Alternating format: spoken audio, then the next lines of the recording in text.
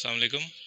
मेरा नाम यासिर आफ्ताब इराक़ी है। EIR से मेरा ताल्लुक़ है और आज जिस हस्ती के साथ मौजूद हैं यहाँ, तो ये सभी अल्लाह का शुक्र है, इनको जानते हैं HVCR इंडस्ट्री में। खुर्रम मलिक साहब, अस्सलाम वालेकुम। वालेकुम अस्सलाम।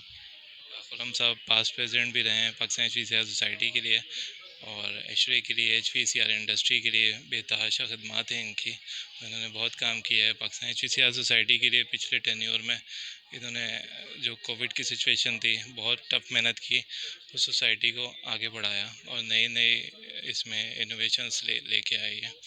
तो मैं खुर्रम भाई से सबसे पहले मैं जानूंगा, जो आज यहाँ इवेंट चल रहा है ओरिएंटेशन सेशन का, तो इसके हवाले से क्या कहेंगे कि इतनी बड़ी गैदरिंग यहाँ पे हो रही है और आगे फ्यूचर के लिए इनकी क्या राय है इस पे कि किस तरह से अब इवेंट को लेके इनको चलना चाहिए।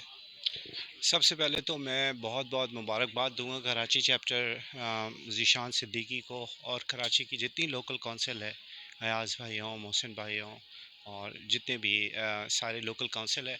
एक ये बड़ा अच्छा इनिशिएटिव लिया कि कभी भी कोई एक्सपो करने से पहले एक वार्म अप होता है, तो this is like a warm up because के next expo is going to be in Karachi June July. हम सारे जानते हैं कि हम कराची के अंदर पिछले 3 साल 4 साल के अंदर कोई एक्सपो नहीं हुआ। तो I think so it was a much needed programme कि जिसके अंदर लोगों को मोबिलाइज़ किया जाए, लोगों को एक नेटवर्किंग हो और सारे लोग आएँ। तो I think so that was a very good step taken by the chapter chairman Zeeshan. तो अल्लाह ताला इनको कामयाब करे इस चीज़ के अंदर।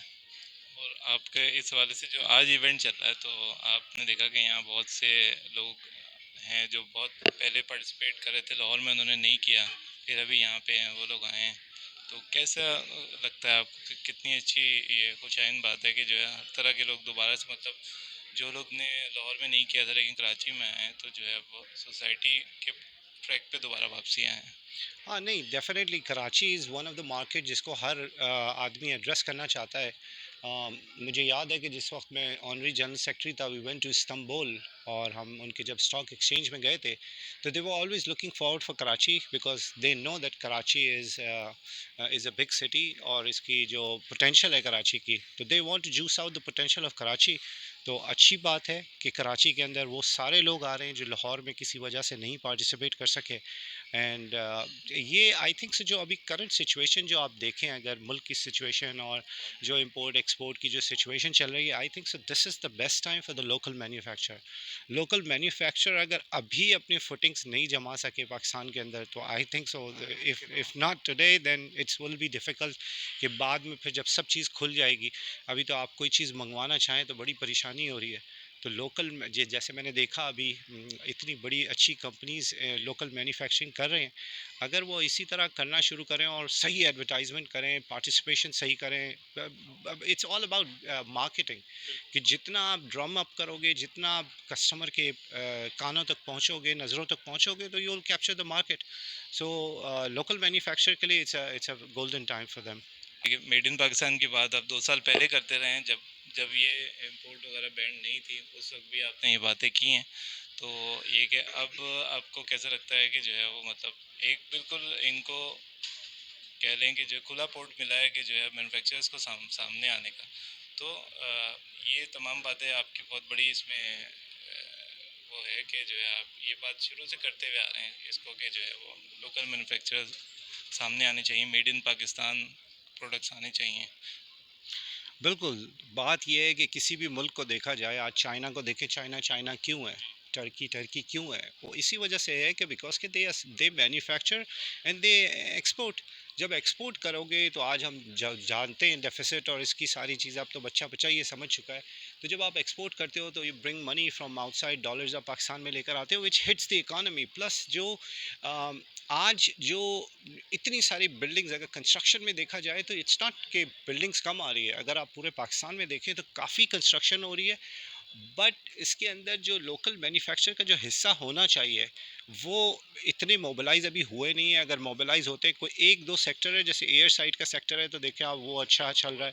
हम जानते हैं कि हमारे जैसे वेल्व्स बनाते हैं मेड इन पाकिस्तान के अंदर, वो वेल्व्स ने अपनी फुटिंग जमाई है। इसी तरह जितने और लोकल मैन्युफैक्चरर्स हैं, now there is a quantum to play because कि कोई भी इंडस्ट्री बगैर क्वांटम के नहीं चल सकती है। जब तक उसकी डिमांड नहीं होगी तो वो सप्लाई कैसे करेगा? कुछ सप्लाई के कुछ क्वांटिटी के अंदर वो इतना बड़ा बिज़नेस नहीं कर सकता है। दूसरी चीज़ ये है कि again I keep on repeating कि जब भी सोसाइटी, और हमारा मकसद क्या है सोसाइटी का, मैं हमेशा ये बात बोलता हूँ कि if anybody become the president of the society, he needs to sit down and he needs to think what is the purpose of the society, और हमें अगले 10 साल के अंदर हमारी क्या ज़रूरियात है, स्ट्रेटेजिक प्लानिंग करनी चाहिए कि हमारे स्टूडेंट्स को हम किस तरह मोबिलाइज कर सकते हैं, स्टूडेंट्स की हेल्प आउट किस तरह कर सकते हैं। हम जो रूरल एरिया जितने भी हैं, आप देखो इस पाकिस्तान का 60 to 65% रूरल एरिया, वो ऐसी आबादी है जो पाकिस्तान की किसी भी उसके अंदर इकोनॉमी में हेल्प आउट नहीं कर सकते। हम उनको किस तरह मोबिलाइज करके अपनी इंडस्ट्री के अंदर लेकर आ सकते हैं, हुनर सिखा के हम उनकी ज़िंदगी को भी अच्छा कर सकते हैं और उनके घर वालों की भी ज़िंदगी अच्छा। तो ये ऐसी चीज़ें हैं जिसको लॉन्ग टर्म प्लानिंग के अंदर कतरा कतरा करके करना चाहिए। जब you remember that when I was the president, हमने लाहौर के अंदर बड़ी मुश्किल से हमने एक स्किल डेवलपमेंट सेंटर खोला, and I was very lucky कि उस टाइम पे हमने 40-50 लाख रुपए जमा किए, 300 स्टूडेंट्स को हमने स्कॉलरशिप दिया, काफ़ी सारे 200-300 लोगों को हुनर सिखाया, और आज अल्हम्दुलिल्लाह वो सारे जॉब कर रहे हैं। तो वो बात वही है कि अल्लाह ने अगर इल्म आपको दिया है तो ये इल्म नाफे इल्म बनाएं, कि इस इल्म, क्योंकि अल्लाह नेमत का पूछकछ करेगा। तो हमने, अगर अल्लाह ने हमें इल्म दिया है तो वो इल्म हमने कितनों में बांटा, कितना उसको हमने आगे में ट्रांसफ़र किया, क्योंकि अल्लाह ने अगर पूछ लिया कि हमने आपको इल्म अता फ़रमाया, हमने आपको पैसे अता फ़रमाए, आपने क्या इसको किया, तो ये आई थिंक सो सोचने वालों के लिए बहुत बड़ी चीज़ है। बहुत थैंक यू। शुक्रिया खुरम भाई, आपने बहुत ही इंपॉर्टेंट बातें की हैं जो कि मैन्युफैक्चरर्स के लिए बहुत इंपॉर्टेंट है और ओवरऑल ट्रेड के लिए भी बड़ी इंपॉर्टेंट बातें हैं। बहुत शुक्रिया आपका।